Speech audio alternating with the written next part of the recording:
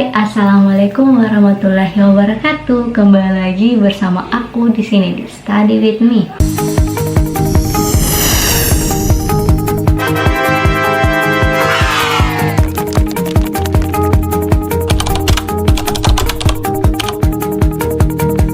Nah, pada video kali ini saya akan membahas tentang cara mengembangkan ilmu tenang.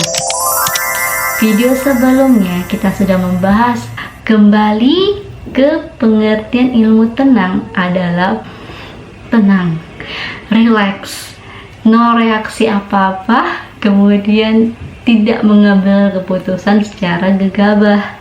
Intinya tenang adalah pengendalian emosi yang bisa kita kendalikan dalam pribadi diri kita sendiri.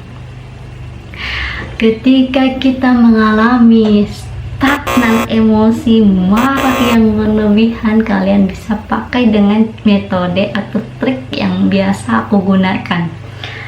Yang pertama, ketika kamu mengalami overthinking yang berlebihan, yang memang kejadian atau hal-hal tersebut belum terjadi dalam kehidupan nyata, kalian bisa praktek pernafasan, guys. Kalian bisa praktek pernafasan. Tunggu bentar, aku perbaiki tempat dulu. Nah, latihan pernafasan itu bisa kalian lakukan dengan menarik nafas sangat dalam, lalu kalian hembuskan. Lalu tarik lagi. Gitu ya. Tapi dengan otak kamu berpikir bahwa tenang, ini tidak terjadi, ini tidak akan terjadi. Kalian tetap bernafas, tapi kalian mensugesti otak kamu supaya kejadian itu tidak terjadi. Contoh, aku sangat takut diselingkuhi, aku sangat takut ditinggalkan, aku sangat takut bahwa emosi dari luar itu bisa berpengaruh terhadap apapun yang terjadi di lingkunganku. Nah, ketika emosi itu datang atau pikiran buruk itu datang lagi ke dalam pikiranku, aku selalu tepis dengan cara mengambil pernafasan. Bentar ya, mengambil pernafasan sangat dalam, lalu aku keluarkan. Itu karena supaya hati aku nggak merasa cemas. Nah, pertama, kalian bisa lakukan itu. Yang kedua, setelah melakukan pernafasan, kalian tepuk dada. Sabar, dengan bilang seperti ini. Sabar, dan sebut nama kamu ya. Misalnya, sabar, ini tidak akan terjadi, Cici. Ini tetap jadi diri kamu sendiri, Cici. Cici itu orang kuat. Apapun yang terjadi di luar tidak akan berpengaruh terhadap lingkungan. Intinya kamu selalu bersugesti terhadap diri kamu bahwa oh, ini hal yang tidak terjadi, kamu tepis saja. Tepis. Kenapa? Karena sesuatu yang kamu pikir secara terus-menerus seperti itu, hal negatif itu akan masuk ke dalam bawah sadar kamu, dan itu akan secara gamblang menjadi realita. Dan aku sudah tobat dengan pikiran negatif itu. Makanya ketika ada pikiran negatif itu masuk dalam diriku, dalam otakku secara sadar, aku selalu tarik nafas, lalu hitung sampai 3, lalu kita bisa berbicara sesuai dengan kewarasan masing-masing. Nah, yang kedua tadi itu ya. Yang ketiga, kalian bisa berolahraga. Dengan olahraga, kalian bisa menggerakkan badan, kemudian kalian geleng-geleng kepala, kemudian kalian angkat baseball, atau kalian menghentikkan jari. Itu bisa membuat emosi kamu rendah. Ya, karena kamu secara sadar melakukan gerakan. Contoh, sorry ya. Ketika kamu lagi sedang galau, lagi putus cinta, atau lagi kecewa ya, jangan pernah putar lagu-lagu yang sedih. Itu pantangannya. Karena dengan lagu sedih atau dengan memutar lagu sedih itu mensugesti hal-hal sedih itu masuk ke dalam dirimu yang bisa jadi kamu terpengaruh untuk menangis, guys. So, ketika kalian mengalami marah, kesel, kecewa, udah lepasin. Nggak usah pikir yang lain, pikir dirimu sendiri, pikir bahagiamu, bahwa biarpun itu orang bilang kamu gila lah, kamu ini, intinya kamu harus tetap waras. Paham? Orang ini kamu nggak boleh masukkan hal-hal negatif ke dalam diri kamu, nggak boleh. Kamu harus tetap selalu percaya diri, kemudian kamu harus selalu percaya bahwa oh ini udah kayak lepas. Yang keberapa ya? Oke, yang next. Ketika kamu sudah berolahraga, sudah tarik nafas, dan itu belum bisa berhenti atau belum mampu mengontrol emosi yang lebih lagi, kamu harus, kalau aku buat saluran untuk diriku sendiri.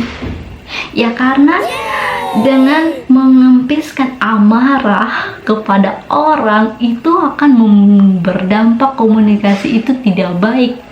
Maka ketika kamu ingin mengeluarkan emosi kamu dengan cara, kamu harus bisa lepas diri kamu sendiri dulu. Kalau kamu udah bisa bebasin dari diri kamu sendiri, ya nggak masalah orang lain itu dengan legowo menerima kamu. Tapi kalau kamu belum selesai sama dirimu sendiri dengan cara mengatur emosi kamu, itu akan berdampak buruk juga dengan orang lain.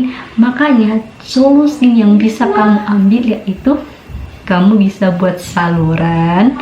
Sekarang kan di WA itu ada saluran. Nah, kamu bisa pakai saluran tersebut untuk bisa melampiaskan emosimu tuh di situ. Kamu kata-katanya aja bla di saluran tersebut. Nah, ketika emosi yang belum stabil, jangan dulu pakai HP. Kamu harus keluar jalan. Tapi jangan lama-lama, ntar kamu dicariin keluar jalan kah, keluar belanja kah, keluar makan kah. Intinya kamu harus menstabilkan emosi kamu yang tadinya gini, sekarang jadi gini. Nah, gitu. Kemudian contoh lain, ketika saluran itu nggak berfungsi, kalian bisa chat dirimu sendiri. Kan ada tuh di WhatsApp, di aplikasi apa, di Instagram. Kalau kamu chat aja dirimu sendiri, kalau intinya kamu keluarin tuh emosi kamu di situ, kata-kata aja, tapi jangan di orangnya. Kenapa? Ya karena untuk menjalin komunikasi yang lebih baik. Maaf ya, aku bocorin karena itu yang biasa aku lakukan ketika aku sulit mengendalikan emosi amarah aku gitu. Karena aku tuh orangnya ekspresif gitu, sehingga ketika kita marah, ketika kita kesal, ketika kita kecewa, nggak ada yang peduli. Mereka tuh akan diam. Ketika kamu marah ingin melampiaskan sesuatu, itu mereka akan diam. Bisa jadi mereka pergi. Makanya kamu selesaiin dulu masalah diri kamu, baru menjalin sama orang lain, komunikasi sama orang lain. Kalau kamu belum bisa tenang, itu nggak ada yang bisa mentransfer itu, nggak ada. Nah, solusinya dengan melakukan kegiatan, maksudnya dengan aku bilang seperti ini, itu akan bisa membuat kamu lebih menyehatkan mentalmu, guys. Nah, sehat mental itu wajib, karena kalau mental itu snap-nut atau maksudnya drop, maksudnya gini, kamu nggak bisa ngapa-ngapain. Kamu harus bisa merelakskan otak ini. Udah banyak banget pikiran, tuntutan di dalam, mulai tuntutan keluarga, tuntutan pekerjaan, aktivitas, tuntutan hal lain. Kalau kamu nggak bisa mentoleransi atau berpikir secara waras, ya maksudnya memberikan apresiasi, maksudnya berpikir bahwa oh ini pasti baik-baik saja, ini pasti itu, kamu tetap harus mensugesti diri kamu ini secara positif. Nah, kamu misalnya takut diselingkuh ya, kau harus bilang enggak. Siapa bilang? Coba aja kalau berani. Atau bilang gini, yakin dia gitu. Atau kalau ada yang kata-kata yang jelek mah udah anggap biasa aja, nggak usah berlebihan, santai wae lah, santai. Oke, mungkin ini tips and trick yang bisa aku lakukan, yang bisa aku berbagi kepada kalian untuk mengembangkan sifat tenang, yang dimana aku sebagai pribadi yang nggak bisa menahan emosi, marah, cemburu, kesel, kayak pengen makan orang aja kalau aku emosi ya. Makanya sekarang aku udah belajar relax, tenang, dan konsepku saya terima, saya ikhlas, saya pasrah. Itu aja di kepala aku, saya terima, saya pasrah, dan saya ikhlas. Itu kita nggak bisa memiliki, karena semua ini dalam dunia lain itu, maksudnya dalam kesadaran kita tuh ini semua hanya titipan. Jadi kita harus ikhlas, saya terima, dan saya pasrah. Oke, cukup sekian. Assalamualaikum warahmatullahi wabarakatuh. See you.